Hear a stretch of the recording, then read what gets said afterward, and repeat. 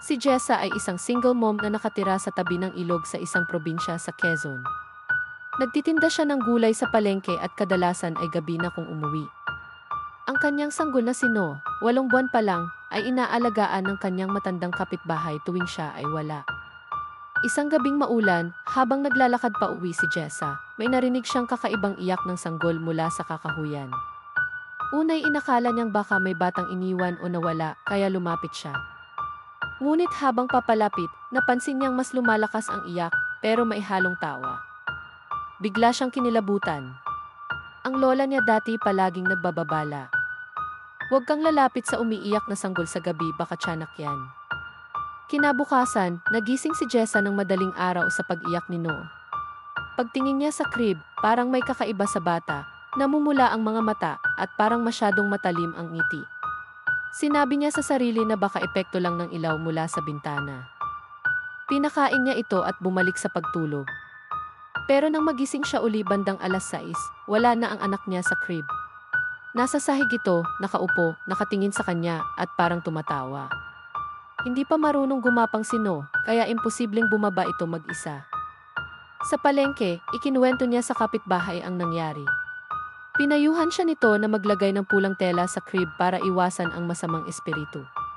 Sinunod niya iyon, pero kinagabihan, mas naging kakaiba ang anak niya. Habang sinusubuan niya ng gatas si No, napansin niyang parang ayaw nitong sumipsip sa bote. Imbes, parang dinidilaan nito ang gatas na para bang tinatamasa ang lasa, pero may halong gigil na parang hayop. At sa isang iglap, tumulo ang kaunting gatas sa labi nito, ngunit hindi puti, kundi mapula. Nanlamig si Jessa.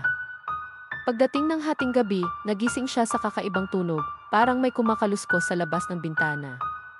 Dahan-dahan siyang tumayo at sumilip. Sa ilalim ng puno ng mangga, may nakatayo maliit, kasing laki ng bata, pero may kulubot na balat, matatalim na ngipin at dilat na dilat ang mata. Nakangiti ito sa kanya at bitbit ang maliit na piraso ng basang tela. Kinilabutan siya nang mapansin na iyon ang pulang tela mula sa crib ni No. Kinabukasan, nagpasya siyang magpunta sa albularyo. Ayon dito, isang tiyanak ang sumusubok kunin ang kanyang anak at posible raw na matagal na itong nagbabalat kayo. Baka hindi na iyan ang tunay mong anak, sabi ng albularyo. Kapag nagalit ka sa kanya, magpapakita iyan ang tunay niyang anyo. Hindi siya makapaniwala, pero dala ng takot, binigyan siya ng albularyo ng maliit na bote ng langis at toldeng may dasal para isabit sa pintuan. Gabi. Habang natutulog si Jessa, narinig niyang may gumagapang sa sahig. Bumangon siya at nakita si No sa gilid ng kama, pero imbes na umiyak tulad ng normal na sanggol, nakatitig lang ito sa kanya at unti-unting humahaba ang mga kuko. Bumilis ang tibok ng puso niya. No! Ngumiti ito. Ngunit hindi na iyon ngiti ng sanggol, bagkus ay isang malademonyong irap na nagpakita ng maliliit, ngunit matutulis na ngipin. Mama, bulong nito, pero ang boses ay paos at parang galing sa matandang lalaki. Muntik nang mabitawan ni Jessa ang bote ng langis. Nang tumulo ang ilang patak sa sahig, nagsimulang umusok ang paa ng bata, o kung ano man iyon, at sumigaw ito ng ubod lakas. Sa isang iglap, nagbago ang anyo, naging isang maliit na nilalang na kulubot ang balat, mahaba ang dila, at may matang parang pusa.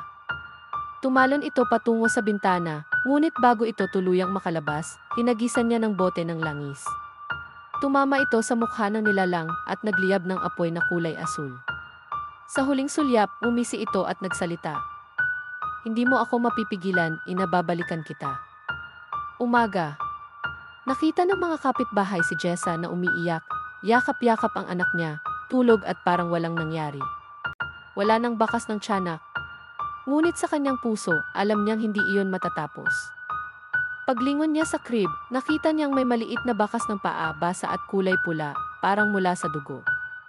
At sa labas ng bintana, may nakasabit na basang tela, kulay pula.